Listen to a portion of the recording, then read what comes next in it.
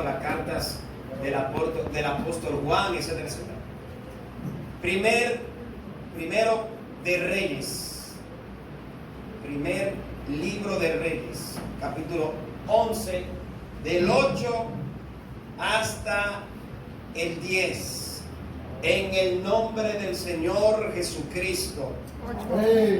Así hizo para todas sus mujeres extranjeras, las cuales quemaban incienso y ofrecían sacrificios a sus dioses. Y se enojó Jehová contra Salomón, por cuanto su corazón se había apartado de Jehová, Dios de Israel, que se le había aparecido 2 veces. Y le había mandado acerca de esto, que no siguiese a dioses ajenos. Mas él no guardó lo que le mandó Jehová. Amén. Gloria a Dios. Padre, gracias en el nombre de Jesús. Hoy seguimos, se pueden sentar con esta prédica, este mensaje, reitero. ¿Cuál es? O entendiendo mi propósito en Jesucristo. Entendiendo nuestro propósito. Nosotros sabemos ya qué es un propósito. Ya nosotros hablamos el domingo pasado de la raíz, cuál es su definición con exactitud, que es seguir hacia adelante, mirar hacia adelante y aplatanándolo un poquito, como buen dominicano, tener proyectos, metas que creemos que vamos a alcanzar hacia adelante. Eso usted lo puede aplicar en lo personal, pero y en la vida cotidiana y en sus proyectos personales. Pero ¿cuál es la voluntad del Señor Jesucristo en ese propósito de nuestra vida? ¿Cuál es la voluntad del Señor Jesucristo en los propósitos que nosotros hemos emprendido? Muchos de nosotros hemos comenzado a hacer proyectos a corto y a largo plazo, sabiendo que es la voluntad de Dios y perfecto, gloria a Dios. Encaja con lo que dice la Biblia. Encaja con lo que la palabra del Señor ya nos ha revelado. Yo le decía a alguien ayer, que está aquí en medio de nosotros, si ese trabajo te va a quitar 10 horas, si tú vas a pasar 10, 12 horas fuera de tu casa, eso no es de Dios. Un cristiano no puede pasar laborando 12, 10 horas fuera de su casa. Eso es antibíblico. Yo no veo a Dios obrar ahí, yo no veo ese propósito. Que usted dude laborando, trabajando fuera de su casa 12 horas, yo no veo a Dios ahí. Yo no lo considero como un propósito de Dios. Bueno, eso era parte del afán y hablábamos el domingo pasado. Ahora, en este libro del Primero de Reyes, nosotros vemos aquí una amonestación prácticamente que escribe el escritor de este libro con respecto a Salomón. Usted sabe que Salomón era el hombre más sabio que existió en la tierra. Estaba capacitado, lleno de toda sabiduría de Dios. ¿Por qué él la pidió? Porque cuando le tocó reinar, Salomón se encontró tan pequeño. Salomón encontró que Israel era un pueblo demasiado grande para él gobernar. Y él le dijo al Señor: Señor, ayúdame a gobernar este pueblo. Y se le reveló Dios en visión, dice la Biblia. Y le pidió Jehová, le preguntó: ¿qué tú quieres, Salomón? Y Salomón le dijo: dame sabiduría. Necesito sabiduría para reinar este pueblo. Aleluya. Necesito esa sabiduría que viene del cielo, que viene de ti, para organizar y poder ser un rey conforme a tu voluntad. Oye, qué humilde Salomón. Y Dios le dijo a Salomón: sí, te lo entrego. Y aquello que no pediste, también te lo entrego. Salomón comenzó un propósito con Dios. Amén. Salomón empezó una meta de reinar con Dios. Él no quería que fuera de la ecuación estuviera Dios. Yo necesito de ti. Que es lo que nosotros tenemos que pedirle a Dios. Cada vez que vamos a hacer un proyecto, cada vez que queremos hacer algo, yo necesito que tú estés aquí en la ecuación. ¿Cómo yo me doy cuenta? Yendo a la palabra de Dios. No hay otra forma. Gloria a Dios. No es ni que yo sentí y yo creo. No. Yendo aquí a la palabra de Dios. Y Salomón comenzó excelentemente bien. Los primeros 25 años de Salomón, gobernó 40 años. sus primeros 25 años fueron tremendos, llenos de paz en todo Israel, porque Dios estaba en el propósito. Aleluya. Y Salomón quería que Dios marchara en su propósito. Reorganizó a Israel, extendió a Israel los límites, como no lo pudo haber hecho Saúl, ni como lo hizo David su padre. Llevó los límites del gobierno, literalmente hablando, de Israel. Lo amplió el gobierno. Casi todos los reyes alrededor de Salomón estuvieron llevándole presente, estuvieron juzgados, Israel vivió un tiempo de paz, porque Dios lo premió a Salomón por su humildad al haberle pedido sabiduría para que Dios estuviera en su propósito. Bueno, construyó el templo que Dios le había puesto en el corazón a David. David sintió que el arca que representaba la presencia de Dios no podía estar en una tienda que se ensamblaba y se desamblaba. No. Dios tiene que estar en un palacio. Eso pensaba David. Aleluya. David pensaba eso y Dios le dijo, no, tú no lo vas a hacer. Yo no estoy en esa ecuación contigo. Mas tu hijo sí lo va a lograr. Tu hijo sí va a alcanzar el propósito que tú tienes en tu mente. Tu hijo lo va a cumplir. Él va a construir un templo. Y Salomón lo construyó. Construyó un templo enorme. Ya nosotros dimos una vez en un estudio bíblico las descripciones enormes de 3 plantas, precioso, como nunca antes se había construido un templo para algún Dios. Este era para el Dios verdadero. Gloria. No cualquier dioses paganos que existen. Para el Dios verdadero. Tanto que Salomón, cuando está inaugurando el templo, dice: Señor, pero ¿cómo? Si los cielos de los cielos de los cielos no te pueden contener, ¿cómo tú vas a habitar aquí? Y se llenó la casa de humo, llegó la gloria de Jehová, los sacerdotes no podían ministrar, tuvieron que parar los sacrificios, las ofrendas, porque llegó la gloria de Jehová, inundó el templo. Y cuando Salomón terminó de orar, Dios le respondió con fuego del cielo. Oiga, de la poca gente que han hecho descender fuego del cielo, Salomón orando a Dios, Dios le respondió diciendo: estoy contigo, y mandó fuego del cielo que quemó parte de un sacrificio en holocausto. Gloria a Dios. Oiga cómo era la vida de Salomón con Dios.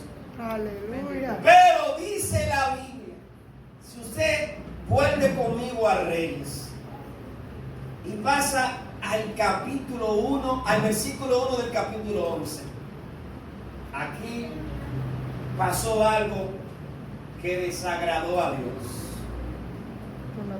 Pero el rey Salomón amó, además de la hija de Faraón, que era su única esposa hasta ese entonces, a muchas mujeres extranjeras, a las de Moab, a las de Amón, a las de Edom, a las de Sidón, a las Eteas, gentes de las cuales Jehová había dicho a los hijos de Israel: no os llegaréis a ellos tras sus dioses.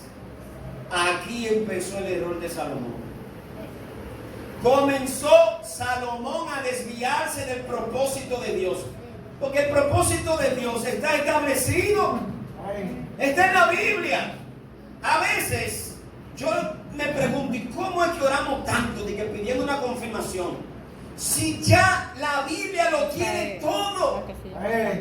El propósito de Dios para nosotros está ahí plasmado, está descrito, está revelado.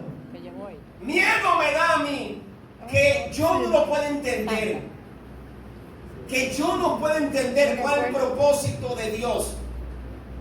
Supuestamente, yo siendo un lector de la Biblia y alguien que le sirve a Dios, porque si usted no es un lector de la Biblia y usted no le sirve a Dios, usted no va a entender. Pero miedo me daría que yo, leyendo la palabra de Dios y buscando supuestamente el rostro de Dios, yo no sepa ni entienda cuál es el propósito de Dios. Es verdad que hay algunos casos que son difíciles, y casos que para mí puedan ser sencillos, para usted se le pueda complicar, y tal vez para usted es sencillo y para mí se complica. Pero somos nosotros que no queremos entender, porque ya todo está aquí. A Salomón no Dios le había dicho desde que lo sacó de Egipto: cuando llegues a tierra prometida que fluye leche y miel, a Canaán, no te vas a unir a ninguna mujer extranjera, ni ningún hombre, lógicamente, extranjero se va a unir a ustedes, porque ustedes son pueblo santo, puro para mí. Bendito Dios. Salomón lo sabía. Ya estaba escrito por Dios. ¿Qué tiene esto que ver? Bueno, ¿usted sabe qué tiene que ver? Que Salomón, cuando ya era viejo, como decía el texto más adelante, él comenzó a recrearse demasiado y entretenerse. Si usted pasa conmigo al libro de Eclesiastés, cuando usted llegue a Salmo, usted cruza Salmo, Proverbio, y va a encontrar por ahí Eclesiastés. Es fácil. Gloria a Dios. Capítulo 2. Y en Eclesiastés capítulo 2 hay algo que a mí me llamó la atención de Salomón. Salomón se recreó demasiado, se distrajo demasiado, tratando de saber, de investigar, traspasó los límites. Yo soy de lo que creo que si ya yo tengo lo que a Dios le agrada, si yo tengo la sabiduría, si yo tengo la salvación, yo no tengo que estar investigando más cosas que tengan que ver con el pecado. Pues Salomón digo, yo voy a traspasar la barrera. Él le dio, como dicen en México, la regalada gana, y traspasó los linderes y la barrera. Capítulo 2 de Eclesiastés. Dije yo en mi corazón: ven ahora, te probaré con alegría. Aleluya. Usted sabe que una de las definiciones o la etimología de entretenimiento es diversión. Y ahorita le voy a dar más detalles. Te probaré con alegría. Usted sabe lo que está diciendo un rey. Imagínese usted un rey que tiene todo bajo su dominio y le ha dicho a su corazón: vamos a darte rienda suelta con alegría, con entretenimiento, placeres. Dice: y gozarás de tus bienes, mas he aquí, esto también era vanidad. A la risa dije: enloqueces, y al placer, ¿de qué sirve esto? Porque propuse en mi corazón agasajar mi carne con vino. Usted sabe lo que es. Conscientemente Salomón dijo: yo quiero vivir la embriaguez. Yo quiero probar lo que es estar bajo los efectos del vino. Y eso, ¿usted sabe qué conlleva? Un rey no se embriagaba solo. ¿Usted sabe lo que hacían los reyes para embriagarse? Banquetes. ¿Usted sabe lo que hacían los reyes para embriagarse? Orgías, como mencionaba ahorita Elisa. Orgías. Así era que los reyes se embriagaban. ¿Ustedes no recuerdan cuando, claro, cultura diferente, pero para que tengan una idea, Asuero. cuando el rey Asuero y la reina Basti y la reina Esther, ¿qué estaban haciendo allí? Un super banquete, había alegría, había vino, diversión, había mujeres, había de todo. Y a mí me llama la atención cómo un hombre de Dios puede caer tan bajo. Pues Salomón cayó bajo. Salomón se descarrió por completo. El versículo 3: propuse en mi corazón agasajar mi carne con vino, y que anduviese mi corazón en sabiduría con retención a la necedad, hasta ver cuál fuese el bien de los hijos de los hombres. O sea, dice el escritor de la Reina Valera que él propuso en su corazón andar con sabiduría para ver cuál es la necedad. O sea, realmente no es la sabiduría que viene del cielo.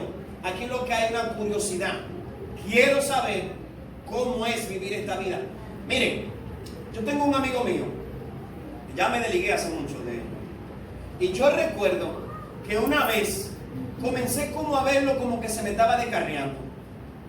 Y ya me hablaba de Juan Luis Guerra, y que yo estuve en una discoteca. Yo, ¿cómo así? Sí, eso no es pecado, varón, porque yo no tomé alcohol, y esto es Juan Luis Guerra, y allí bailamos y todo. Y yo le dije: ¿tú te sientes que tú no has quemado etapa? Y me dije: puede ser. Yo le dije: eso es antibíblico. Usted llegó a Cristo y ya lo que pasó, pasó. Si usted no quemó nada del pecado allá, usted no tiene que buscar nada atrás.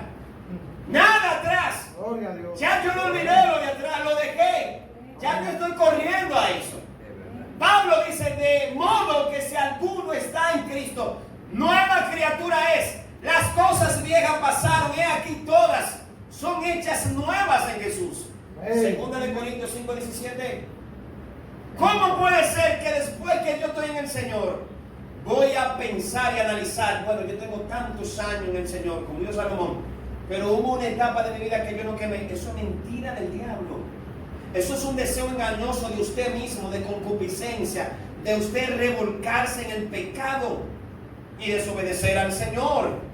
Pues esto fue lo que hizo Salomón. Dice el versículo 4, engrandecí mis obras, edifiqué para mí casas, planté para mí viñas, me hice huertos y jardines, planté en ellos árboles de todo fruto, me hice estanques de aguas para regar de ellos, bosque donde crecían los árboles, compré siervos y siervas y tuve siervo nacido en casa, también tuve posesión grande de vacas y de ovejas, más que todo lo que fueron también antes de mí en Jerusalén.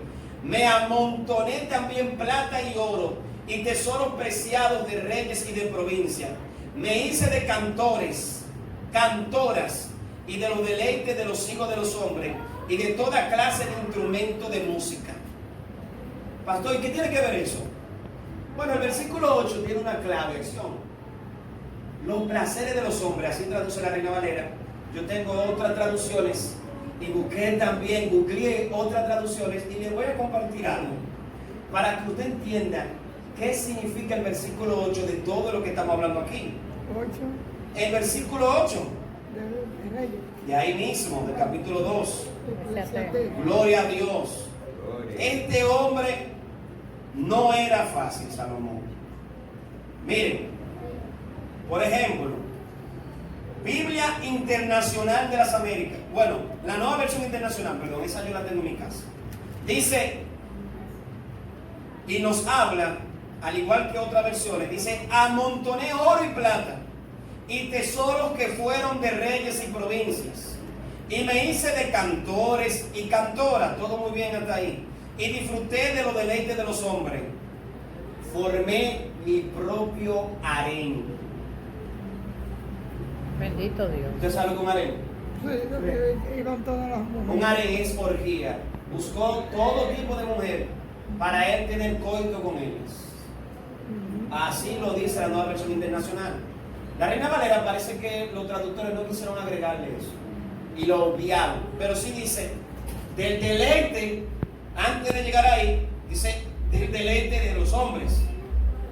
Dice Salomón que él se formó, esto es una rebelión contra Dios totalmente, su propio harén. O sea, él se quiso recrear y divertir en el sexo, pero sexo ilícito, porque era prohibido por Dios que usted formara su propio harén.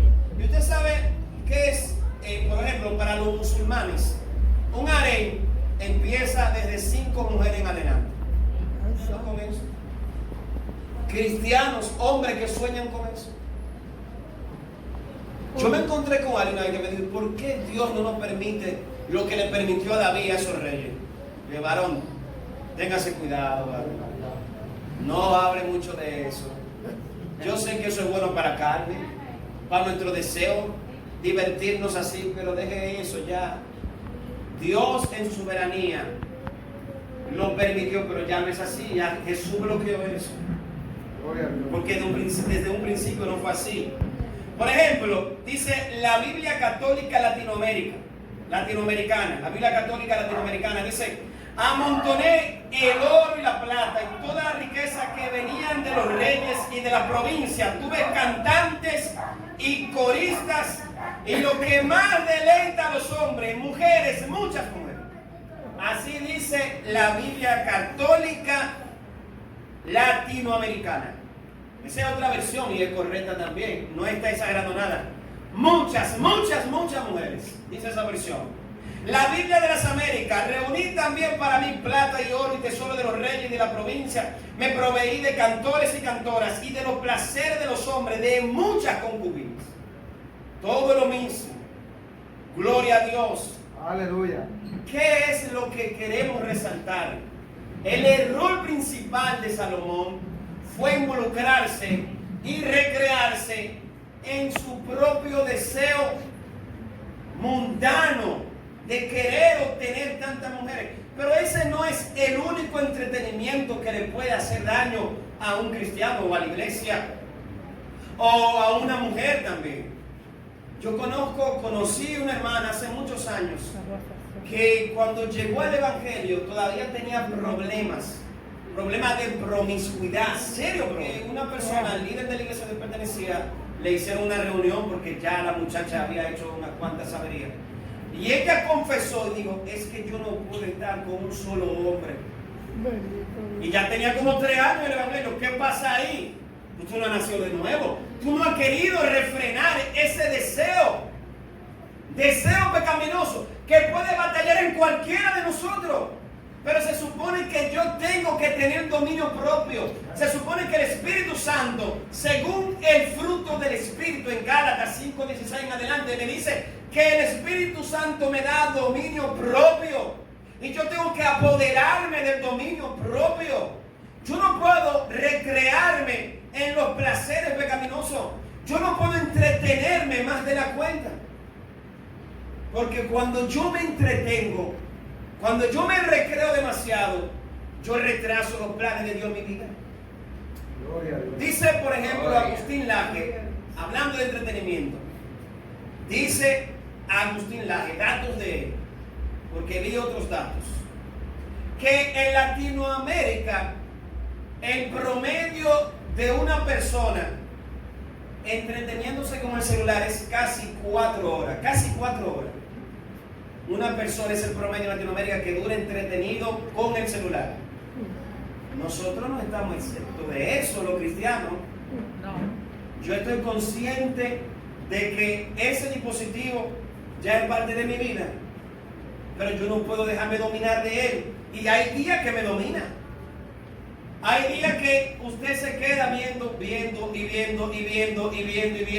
Y cuando usted se da cuenta, usted tiene 2 horas, 3 horas viendo cosas. Cosas que edifican y otras que no edifican. Que es lo peor, que a veces nos detenemos a ver lo que no edifica. Gloria a Dios. Y el alma tiene que estar dominada por lo que es del Espíritu. Lo dice en Gálatas, reitero, que el Espíritu y la carne batallan contra sí, hay una batalla en nuestros corazones. La voluntad del Espíritu y la voluntad de la carne, que no es este pellejo, que no es la oreja, que en sí es su propio corazón. Es dentro de su corazón que está el problema.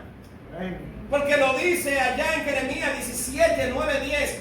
Engañoso es el corazón más que todas las cosas, malo y perverso. ¿Quién lo conocerá?